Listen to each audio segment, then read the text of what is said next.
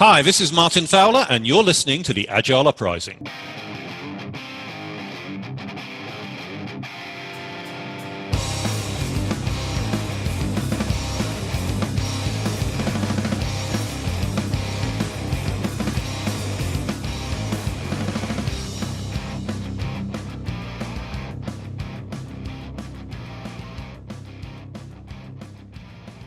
Welcome to the 9th episode of 12 Agile Principles of Christmas. Tonight, I'm excited to have with me Troy and Scramando. These are code names, where we talk about continuous attention to technical excellence and good design enhances agility. For you guys, why is this principle important? What does it mean to you? Troy, you're up. Well, I worked on a product one time where the team didn't adhere to this and they developed a bunch of features. And after about 6 months, 6 to 9 months, every new feature or enhancement, they just basically couldn't do it anymore. So they had to rewrite almost everything from scratch. So that actually happened. And because they didn't follow this principle number 9. So when I read this, I'm thinking about good object-oriented design principles. It's one of them. It's like the solid principles from Robert Martin. Things like automated testing, things like pairing, having two minds work on one problem and building in quality from the beginning instead of finding problems later. So to me, it kind of encompasses a lot of different aspects of quality. Well, what do you think, James? So for me, with looking at good solid technical foundations for products, I mean, Deming said it kind of best, and I use this quote to death, especially in my metrics talk. But improving quality, you automatically improve productivity. From W. Edward Deming. Building in quality first just sets the foundation for speed. If we're continuously looking at remediating bugs, it's ultimately going to hurt the throughput of our system. So, and when I talk about it, Troy, to a lot of what you've already kind of highlighted is it is about a lot of those technical excellence practices that we've probably lost, and since XP's kind of died in the States, but very alive in Europe. So if we could find some of that technical excellence and bring it back, I think we would be all in a better spot. I mean, I can, sitting down with a developer, we were going through my metrics talk. We were talking about, so, what's holding you back from being able to deliver, a potentially shippable story to your product owner in 3 to 5 days? And, this is a really legacy system. So, he's like, well, with the amount of varying code, ways that we've written code and objects are named, I literally probably spend 3 days reading the code just to get comfortable enough with making that change. So just getting into some of those clean coding practices are essential for just simple day-to-day cleanly or ability to even work with the code that you're working with. And I know as a developer, when I was doing a lot of .NET development in the past, if I couldn't physically read the name of what a class or a method was and understand it sort of with some logical naming, I would get so upset because I have to read this every day. And so getting into some of those aspects of it, it's like, guys, this is just good stuff that we need to be doing. Right. And both of you touched on that Annie pattern of ignoring design excellence kills the project down the line. You hit on it, Troy. Eventually you get to some point where the drag is so great you can't deliver frequently enough. How do you get there?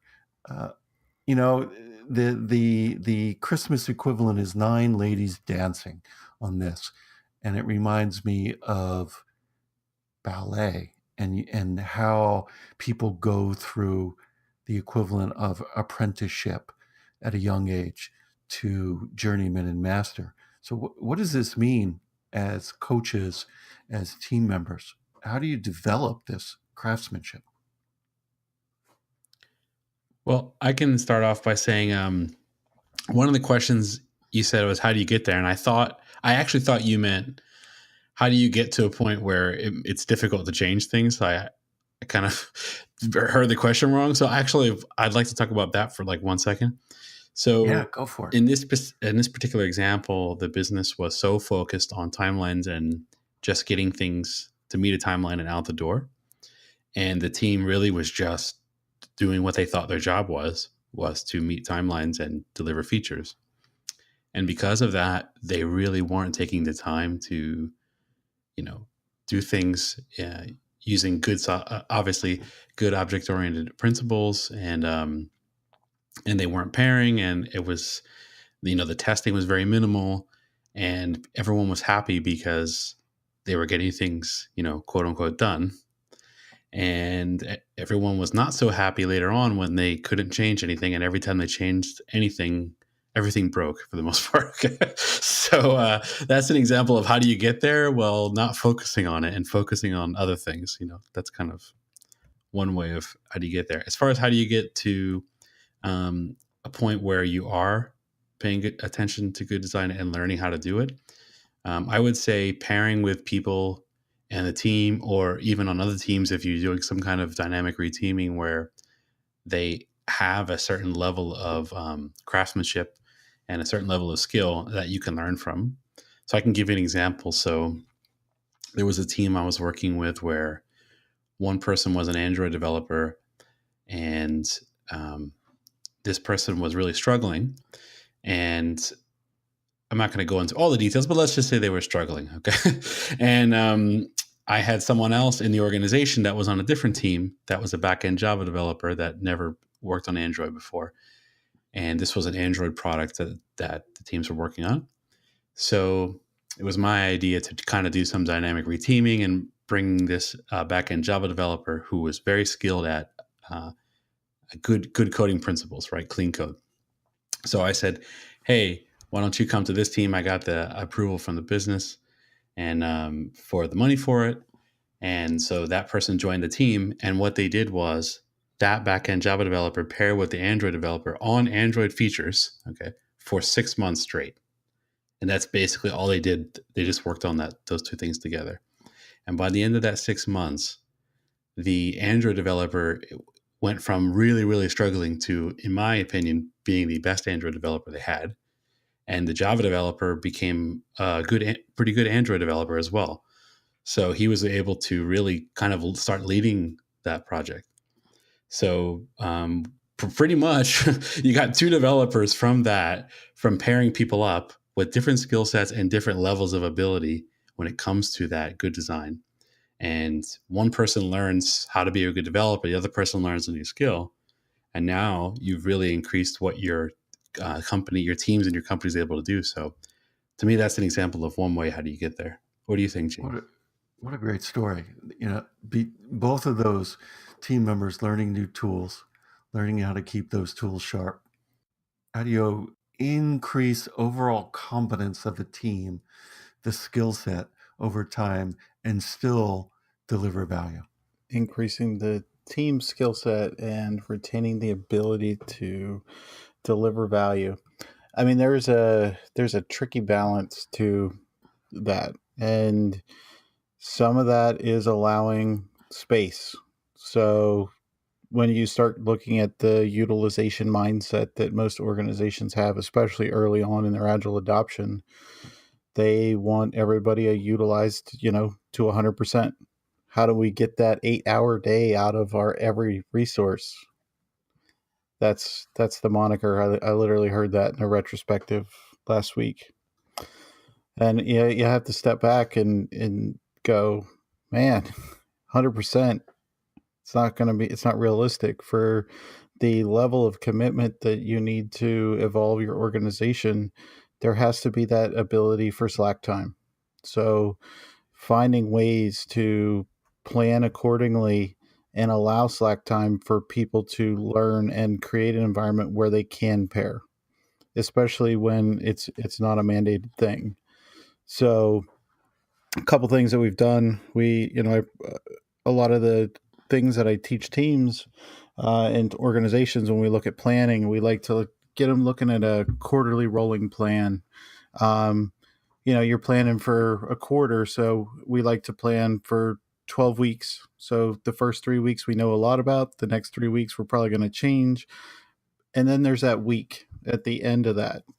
And what I like to do is offer up to the teams and get the leadership focused on it, but giving that 2 to 3 days where teams have the ability to do lab days where they can, get together, and maybe the organization comes up with some kind of problem, and, the teams are allowed to go solve that program or programmatically with like whatever tools they want, or for teams to cross skill and work on those to start building some of those entry level skills.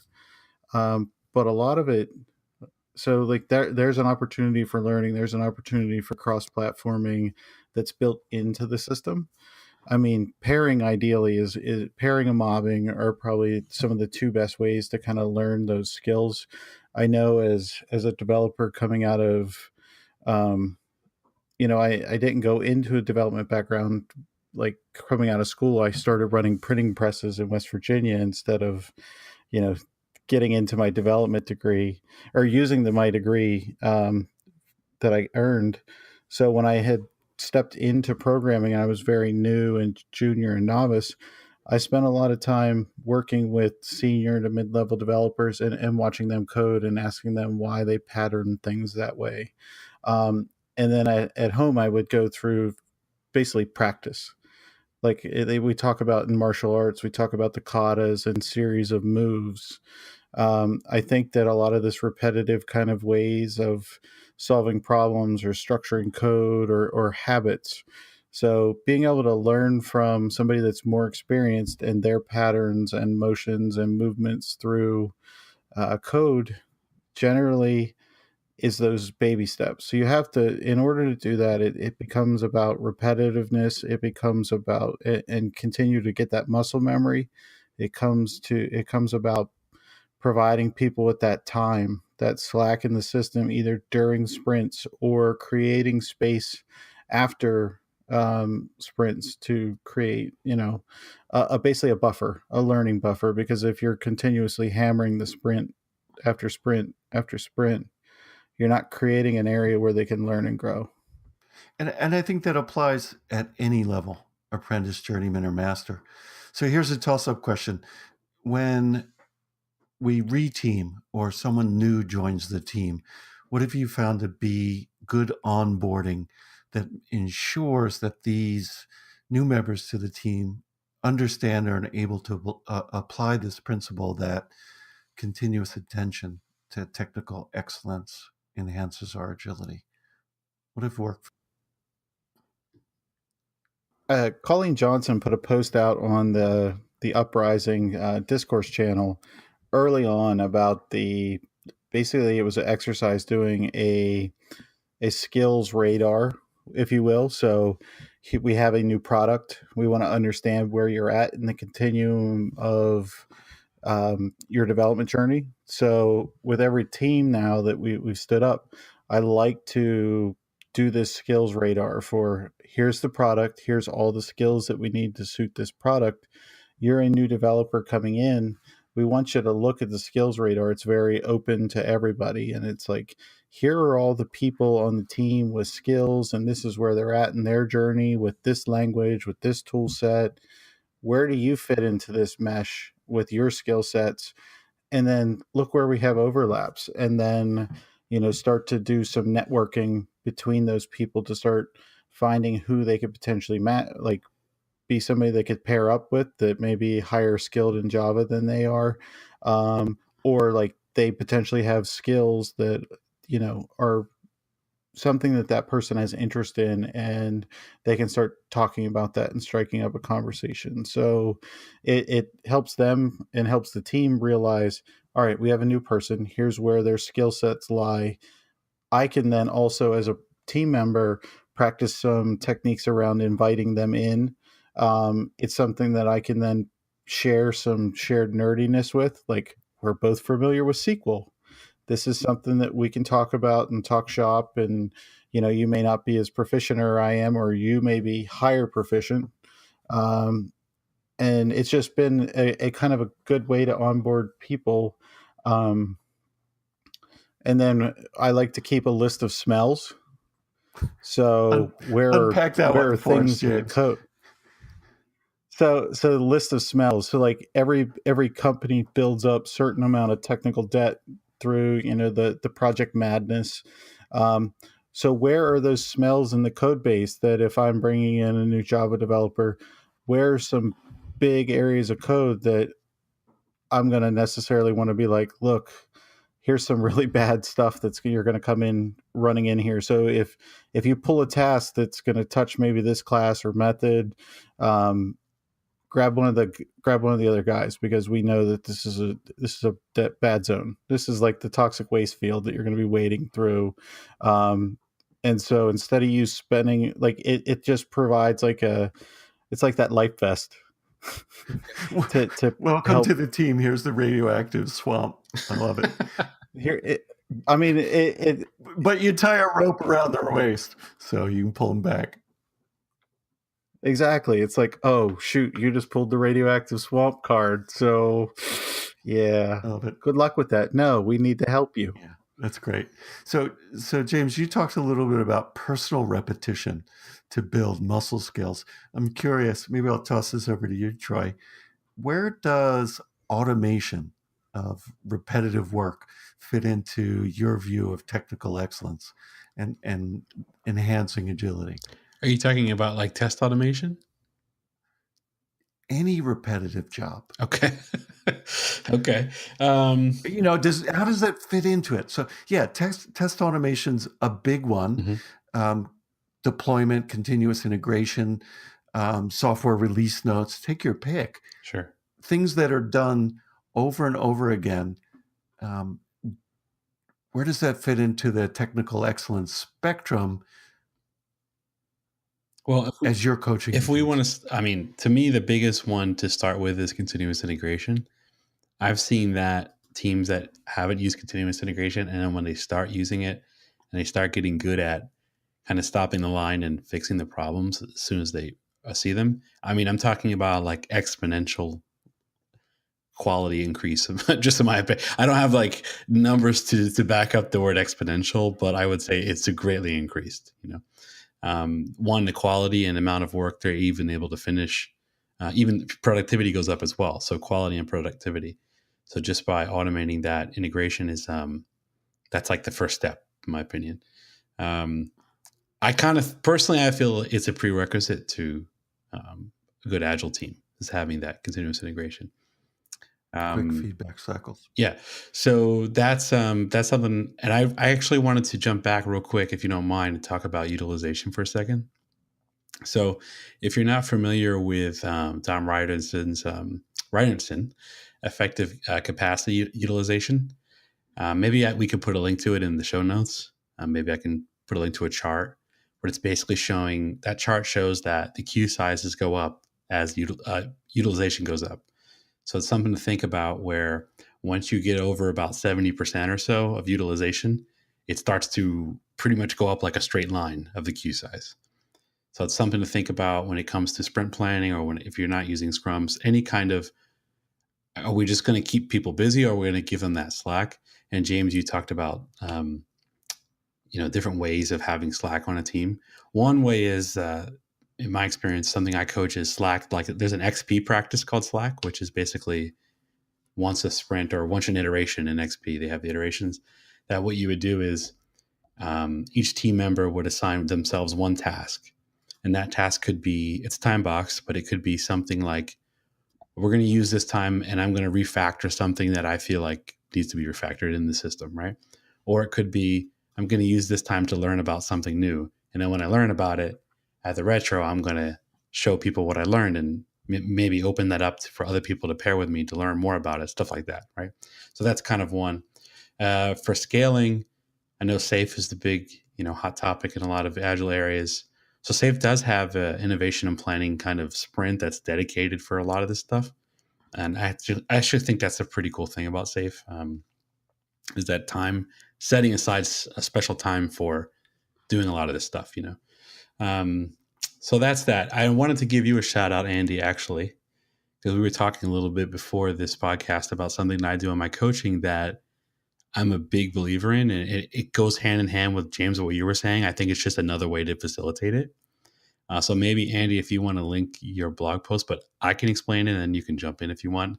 But what you do is you have the team members, you ask them to, like, this is something maybe a scrum master would do, or a coach, or anybody, but you would ask them, okay, can you tell me what your skill sets are in when it comes to technical skills, process, how much you know about different processes, whether it's Scrum, whether it's pairing, that is a type of process, right?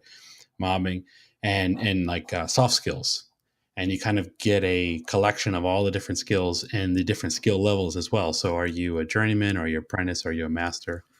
And you create a matrix of these things, and then you say, well, which one of these skills do you want to learn, and at what kind of level? So for instance, if I'm a front-end developer and I want to learn how to be a back-end developer, maybe I don't want to be a pro at it. I just want to know enough to be able to work on it, right? So maybe I would put like apprentice would be my, apprentice, journeyman, master, right? So so journeyman might be like my kind of ideal state for that one.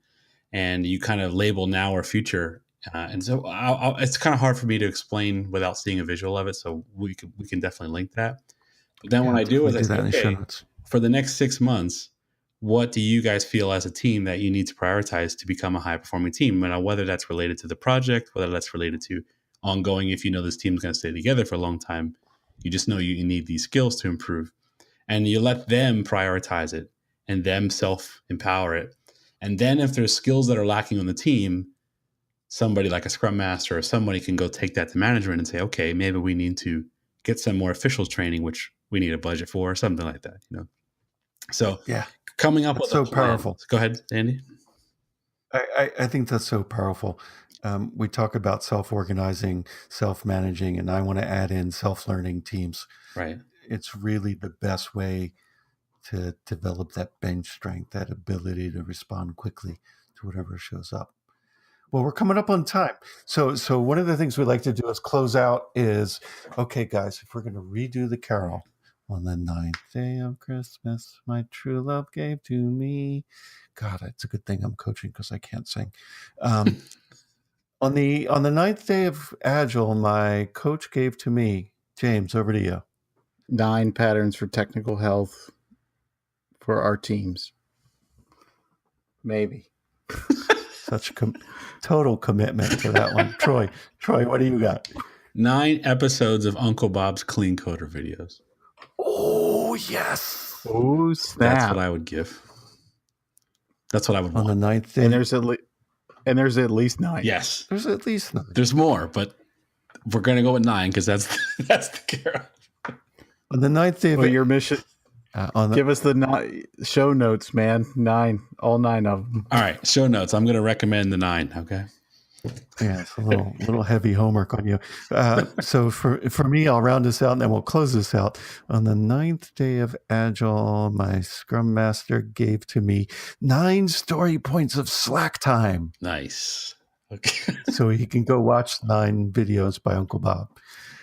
We hope you enjoyed listening to this podcast as much as we did making it. Stay tuned for number 10 coming up tomorrow.